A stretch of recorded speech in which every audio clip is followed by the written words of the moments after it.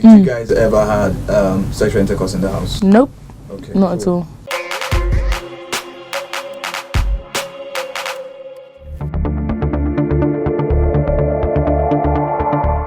You know what? I had already decided within myself that whatever happens, it's okay. Like, do you know what I mean? I had already decided that if I leave, if I stay, I will handle either situation and I'll be okay.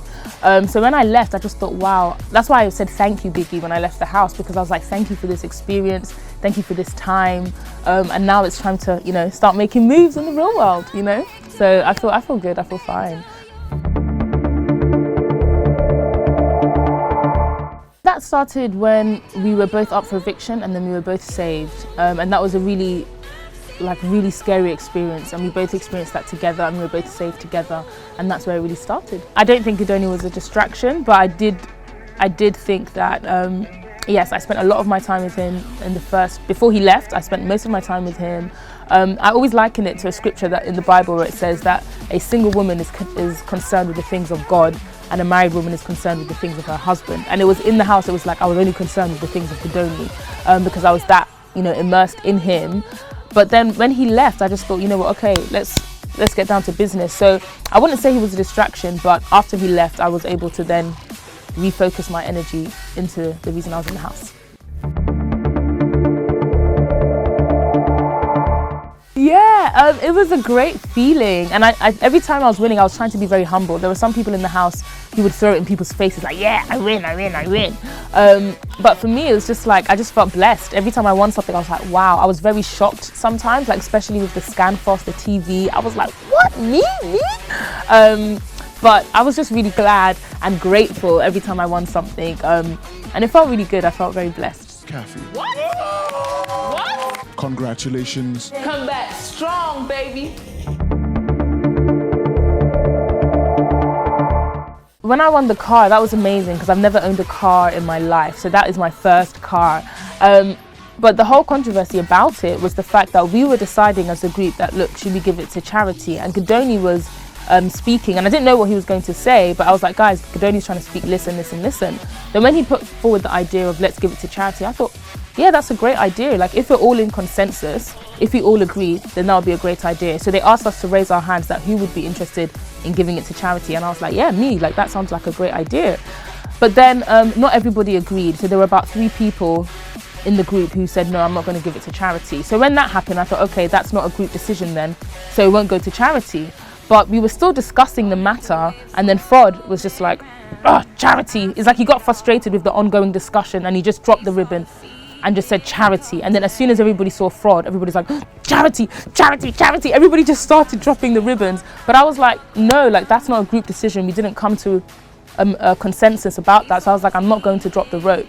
And afterwards, when I was speaking to Gedoni, he was like, he had already decided that even if other people don't agree, that they will be his charity. And I was like, for me, that's not charity. For me, charity is giving it to people in need. And I didn't see the other housemates as people in need. So that's why I held on to the rope, because I said, 1, we didn't come to a group decision, and 2, charity is charity. So if it's not going to go to charity, I will hold that rope. I will hold it. So, and I'm really glad I did, because I got my first car. Yeah, like definitely the car, definitely the task, meeting Gedoni, and also just for me, I loved the diary sessions, as I'm sure you know. People say I'm the queen of the diary session, but I did love them. Like for me, they were just my venting sessions, and just being able to talk to Biggie, like it was just, for me, those were definitely the highlights.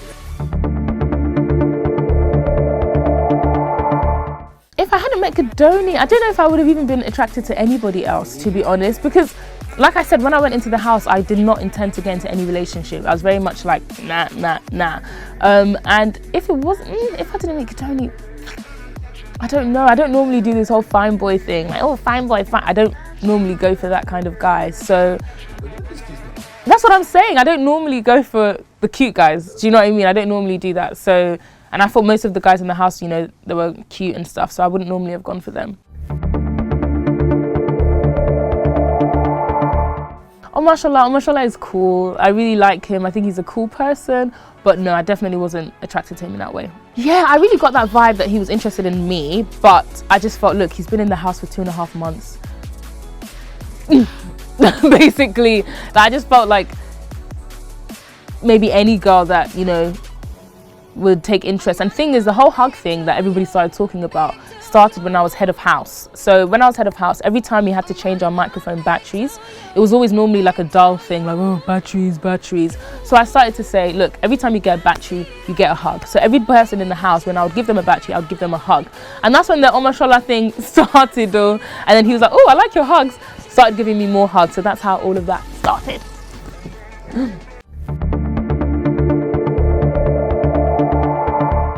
I didn't have a problem with Venita at all, and I think in the end we just didn't vibe. We did speak before she left and cleared up a few things, but I just think it wasn't there and I couldn't force it. So yeah. No, I would have thought that's why we would be friends. Yeah.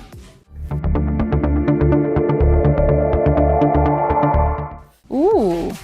If I was to go back into the house, I think I wouldn't have been so open with everybody as I was. I really took everybody to be my friend, and I believe that they were my friend as well.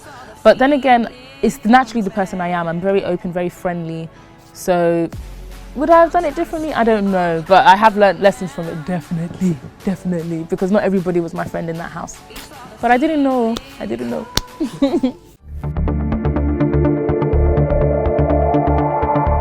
My favorite thing were the tasks and the diary sessions. Definitely.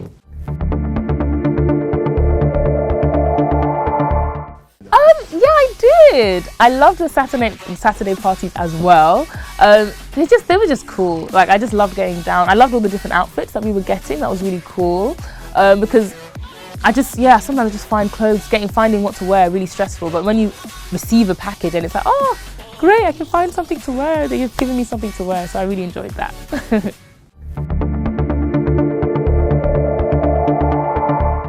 The whole purpose of the show is that you don't have communication with the outside world. My thing was that I always wanted to know more. I was like, Biggie, tell me this, Biggie, tell me that. So if anything, I would like a bit more information just so that we would know what was happening. But that's all part of the show. Biggie's the one in control. And you have to kind of really let go of the need to control everything if you're going to be in Biggie's house. Yeah. But you know, people kept track of the dates. You know, you would say calendar, but people kept track of the dates by people's birthdays. So when somebody would have a birthday, we would just be counting like, oh, okay, so that means this is this day, this is that day.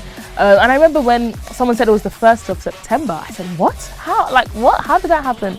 But people definitely found ways to keep track of the date, even though we didn't have a calendar.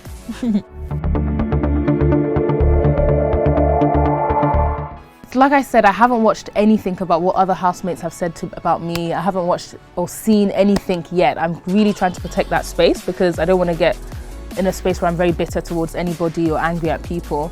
But what I would say about the whole two-face thing is that they were saying, oh, you know, you were a good girl and then you were trying to act bad. And I was like, what? Like, for me, nobody saw the amount of times that I let things go. But then when I would react to something, they were like, oh, Khafi's trying to be angry or trying. And I'm like, I'm a human being. Like, I have emotions. I'm a very happy person and I'm very excited, very bubbly. But I also have times when I get upset. I also have times when I get annoyed and angry. And when I showed that, they were like, this is not Khafi. This is not Khafi. And I'm like, me, I'm a human being too. Oh. I can be angry too. Oh. So, and I felt like the last couple of weeks, the week before the last, the atmosphere in the house was so toxic. And I really allowed that to get to me. It was like everybody was so bitter. Everybody was so like competing against each other, very angry, especially like you said, when I started to win stuff.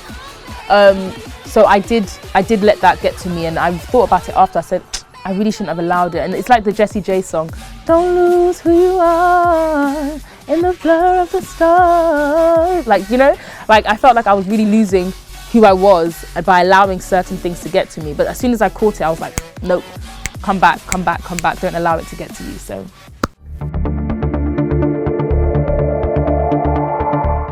I don't even understand the question, to be honest, but I can speak about what happened on both occasions. The conversation with Jackie about witchcraft started because I woke up and I had scratches on my body, and it'd been a few times now that I would just wake up and I'd see, oh, there's a scratch here, there's a scratch there. And I thought I was just being clumsy. I thought there was just you know, maybe I just fell and I didn't know.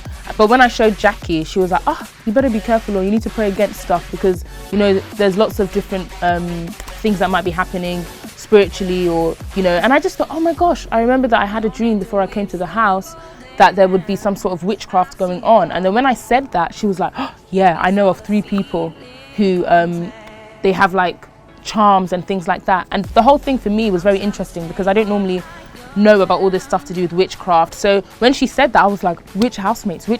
And you know, I'm a very, you know, I want to know information. So when she was saying this, I was like, which housemates? And to be fair to her, initially she didn't want to say the names, but I said, tell me now. So she said Tacha, and then she said another person's name. Yeah, she said Tacha, she said another person's name, and she was going to say the third person's name, but that's when Ike then banged his head.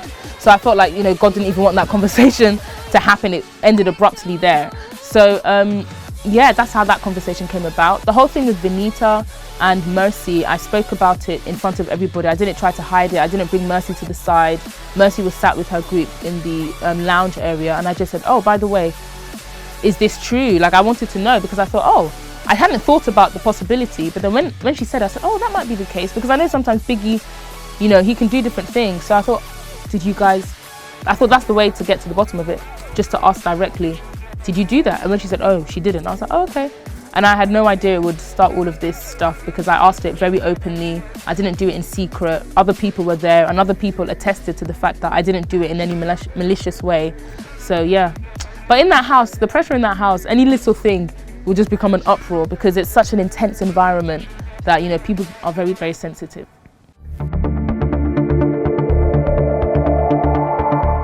I would love to do that. I've always said that I would love to move back to Nigeria eventually. I don't know when that will happen, but I'm definitely open. Oh, what do I want to do? Basically, anything and everything I can get my hand on. Like, I love anything creative, anything in the entertainment. So I just feel like this has just been a blessing. So all of my gifts, I can just start to share them with the world. So definitely acting, definitely presenting, singing. I've got my YouTube channel, A Cup of Khafi, so definitely posting more vlogs on there. I want to do a travel show around Nigeria, showcasing all of the tourist hotspots that we don't know about, and the ones we do as well.